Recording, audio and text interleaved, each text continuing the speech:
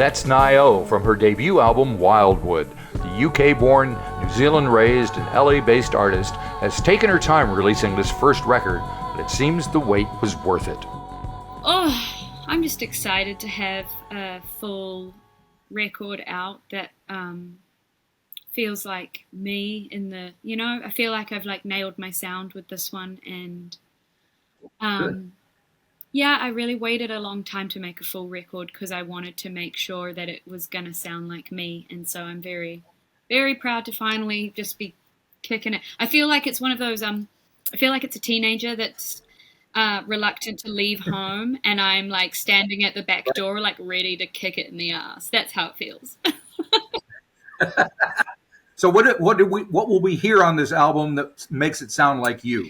I think that's a great question, because there's a lot of very different songs. You're like, yeah, I asked the questions. I know they're great. There's a lot. Oh, I always assume when somebody says it, that's a great question, that it's like the worst question ever. You're like, how many dogs do you have? That's amazing. Yeah. No, I think yeah, there's a lot of different songwriting. I think and I hope that people feel the same way, that it showcases me as a songwriter. But I think I recorded the vocals live with the band while we cut it, and I think that's the thing that makes it feel like the most me, is that I haven't overthought the delivery. It's just delivered in a very like raw and emotional way, and I'm really finding out that that's the key to my sound, is like, the purest connection possible. Yeah. Well, it's interesting with technology. You can do anything in any layers and redo everything and blah blah blah. And yet, you and a lot of other artists are taking it right back to the way they were doing it back in the 40s and 50s, which is, all at one time. And I think I read that your vocals are even recorded live. Is that correct? Yeah, everything's all just, and a lot so of that's pretty major. Yeah, a lot of these songs are just like take one or take two of us trying to nail them. So yeah, and working with Jonathan Wilson, who produced it, he's very much a take one or take two kind of guy. He's like, that's where the magic is. And, if we don't get it in those first few takes, then you don't have it. He's kind of cold like that, but I love it. And it's been really nice to make it in that way. And I've always wanted to make it in that way, but I think it takes a lot of trust and, I guess, the right amount of money to do it that way as well. Gotcha. All righty. Because I think over the time between the last time we spoke and this time, you've kind of gone through some stuff where you got kind of tired of being on the road. You kind of go through some changes mentally and physically and all that stuff. So how are you a different artist now than, say, you were when we last spoke? How am I a different artist now? I think I know what I want to say now. I think before I was, there's always like love of music, and then I was quite enamored with the world of music, and I think you'll hear in these songs that I'm just figuring out what music really means to me on my personal journey as an artist and as a human. And yeah, I think that's the biggest difference that you'll hear. And that, I don't know. That's actually a really hard question to ask. To answer. Sorry, I didn't mean that. We can come back to it later. You went through the whole Harry Styles thing, and I've noticed everybody keeps asking you about, like on comments and YouTube and all that. They always want to know about Harry. You got to be tired of that by now, right? I mean, I'm sure he's a nice guy, but and he's lovely. And a lot of people found my music through him, and so I'm grateful for that. And so I never read those comments, and I'm like, ugh. But right. The internet's just a weird place. People say strange things on the internet all the time. They do. That is a fact. I try not to read too much, and that was a great lesson and a great gift that was given to me by being on that tour. Is like, I got to experience the darker side of the internet, being that exposed. Yep. And I'm sure. and Yeah. now I just don't engage as much. I don't allow myself to like go down the rabbit hole of like, what was that person thinking when they commented that? And it's like, most often we're not thinking when we post a comment. We're just like being weird. Yep. Yeah. But I see you are collaborating and touring with Margo Price, which I find very exciting. I think she's great. And so how did that happen? How did the two of you kind of we hook met up actually at Jonathan Wilson's studio not many years ago, but sort of a couple records ago for her. I did BVs on her record, and then when she sort of released the B-sides or the deluxe version of that record, she made me a feature on one of the songs, which I was like, wow, that's very generous. So we've just like been in touch, and I think she's someone that I look up to in the music business world, because I think, I mean, not even I think, I sort of know now, being a 30-year-old woman, what it's like to be a woman in the music industry. And so I'm impressed and enamored by her tenacity and her talent, and I'm starting to begin to see and realize what it takes to keep doing this. And so I'm like, yeah, she's legit. Legit, that's a fact. So has she given you any kind of advice, insight? Have you been inspired? Have you learned? What have you learned from her? I learned from her. I mean, I know she's got opinions, that's for sure. Yeah, she's got opinions, and she's just not afraid to be herself and embrace. I think, like we're always, even when you try and get all the women and the females around you in the music industry, you're still usually status quo as you're the only girl in a room with guys. So I got to watch her be in that environment, and the way that she holds her own is inspiring, but she's also feminine, like I think a lot of the time we have to sort of like take on aspects of the masculine to like be up in that world. But yeah, for her, I was just like, oh no, she's just herself, and she holds herself in a way that she knows the talent of the songwriter and the vocalist that she is. So yeah, those are things I've just been reading a new book by Patti Smith, and she's talking about growing up and when she was a teenager and wrestling with the whole gender thing, and she didn't mind being female or she just wanted to be herself. She didn't want to be thought of in one way or the other. You know what I mean? And it makes for sure. I hear that and I understand that, and I think I feel the same way too. But I've especially in the last few years, I've had those thoughts of like, yes, but how much of me has had to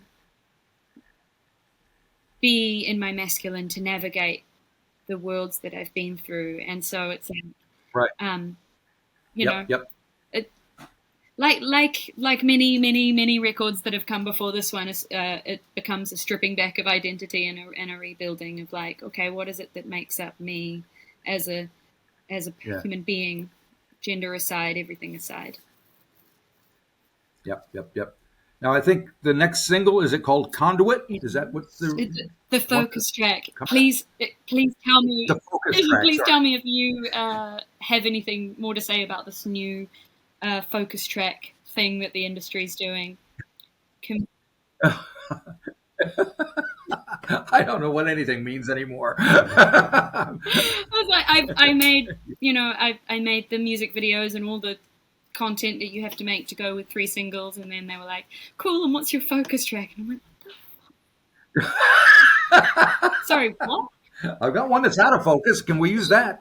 And they're like, yeah, the song that we focus on when the album comes out. I'm like, don't you just focus on the album? Okay, cool. But Conduit will be the album focus track for all you. All right, and here we go. I chose it. Speak to me, even if you don't want to. take the time to figure out the missing piece. Hope to me is the same as a great big bang. Deny it all you want, but it still exists. You know, so the singles were like obvious singles, and everyone was like, those are the singles. Right.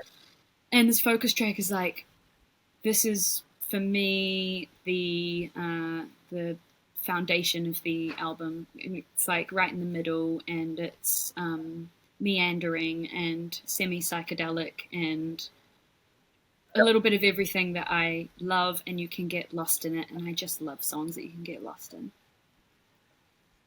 Yep. And speaking of psychedelic, Get It On is a little bit psychedelic. It's got kind of this watery sound that goes. And is there a mention of the Summer of Love in that, or is that? Yeah, I mean, it track? felt like a summer of love for me when I was writing this record. I'd just come off the Harry tour, and I'd done a little bit of sleeping, Right. and so I had just enough energy to poke my head out of my cabin for a little bit. And whenever I did, it was like people just making out. People were all over each other. I was like, this is great. Get it on, write a fruity little song.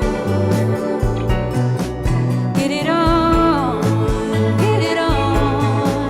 be the one to explode your heart. Get it on.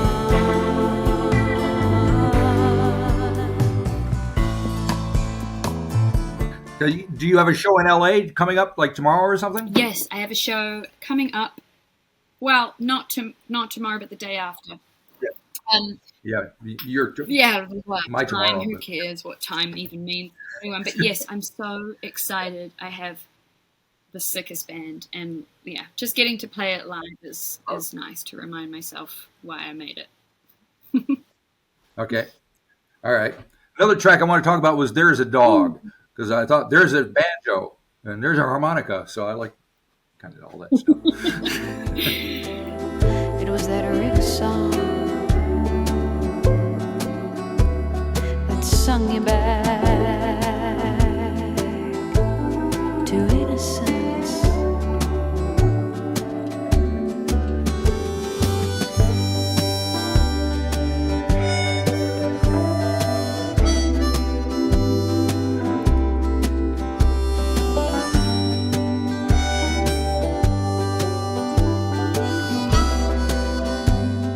That was the first song that came for this record, and it was the first song I wrote when I got off tour. And I hadn't written a song in a while, and was like, can I even write a song anymore? Who am I? You know, the usual. Right. And I would just go and sit down at the creek every morning with my dog, and just watching her inspired that song. And when I first wrote it, I played it really slow. I would really indulge. It was like 5 minutes of like, there's a dog. And I really like the way that we've produced it. It's kept its integrity, and it's picked up its pace a bit. And the banjo, you got to have the banjo, you got to have the harmonica, you got to have the little slide at the end. It all just sort of came together. And all those parts were played by Jonathan. He kept sort of just being like, oh, let's hit this now. Oh, let's hit this now. It's like, great. Yeah. Because speaking of Jonathan, I think you just started working with him again last time we spoke. So what is it about him and the working relationship that makes it all happen this long after the fact? I think a lot of musicians would agree that, like, you can do your best work when you can be the most honest with the people that you're working with. And I know Jonathan really well, and he knows me really well, and we hold each other to our best standards when we're working together. And as you know, he's much further down the career path than me, so I really appreciate being held in that light and pushed when needed and when the right time is. And so, yeah, and it also helps that I live like 30 seconds from his house. That's the answer right there. It's audience. All right. Well, you're a long way from New Zealand. When are you going to be back here doing gigs and stuff? Well, I have one show on January 4th at the Festival of Lights in New Plymouth. That's right. Okay. All right. That's in New Plymouth, right? Yeah, if anyone fancies a road trip. Yeah. Taranaki is my favorite place. I love it so much. But no tour plans yet, but TBC. TBC, is that what they say? All right. Yes. Yep. I will. TBA, I believe. TBA, I will not put out another record without bringing this one to New Zealand because... Excellent. Because, period. If you enjoyed this episode of the 13th Floor's Music Talk series, please be sure to subscribe to the website or to the YouTube channel. Follow us on Facebook or Instagram and wherever you find your podcasts. There's a whole lot more to discover.